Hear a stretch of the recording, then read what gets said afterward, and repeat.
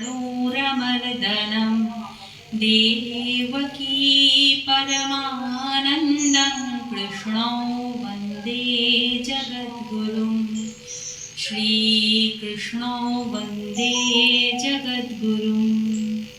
जय श्री कृष्ण।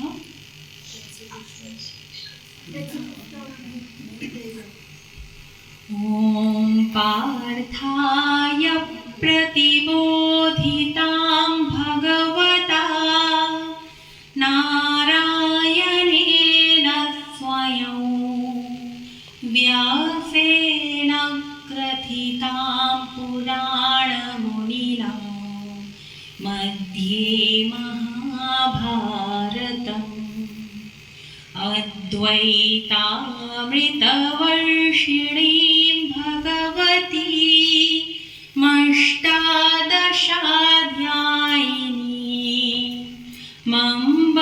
त्वामनुसन्दधामि भगवद्गीते भवद्वेषिणी। नमोऽस्तु ते व्यासविशालबुद्धे फुल्लारविन्दायतपत्रनेत्र येन त्वया भारततैलपूर्णः प्रज्वालितो ज्ञानमयः प्रदीपः प्रपन्नपारिजाताय तोत्रवेत्रैकपाणये ज्ञानमुद्राय कृष्णाय गीतामृतदुहे नमः।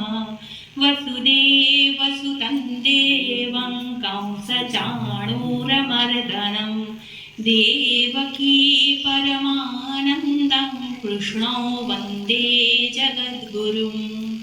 भीष्मद्रोणतटा जयद्रथजला गान्धारनीलोत्पला शल्यग्राहवति कृपेण वहनी कर्णेन वेलाकुला अश्वत्थामविकर्णघोरमकरा दुर्योधनावर्तिनी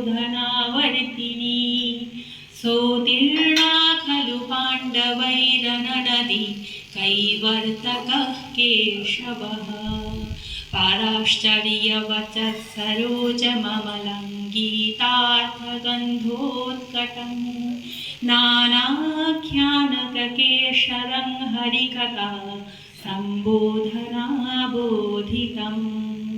लोके सज्जन षट्पदैरहरः पेपीयमानं मुदा भूयाद् भारतपङ्कजं कलिमलं प्रध्वंसिना श्रेयसे।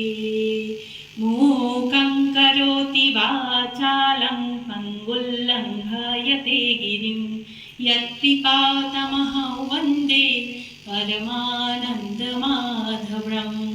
यं ब्रह्मा वरुणेन्द्ररुद्रमरुतस्तुन्वन्ति दिव्यैस्तवैर्वेदैः साङ्गपदक्रमोपनिषदैः गायन्ति यं सामगाः ध्यानावस्थिततद्गतेन मनसा पश्यन्ति यं योगिनः यस्यान्तं न विदुसुरासुरगणाः देवाय तस्मै नमः।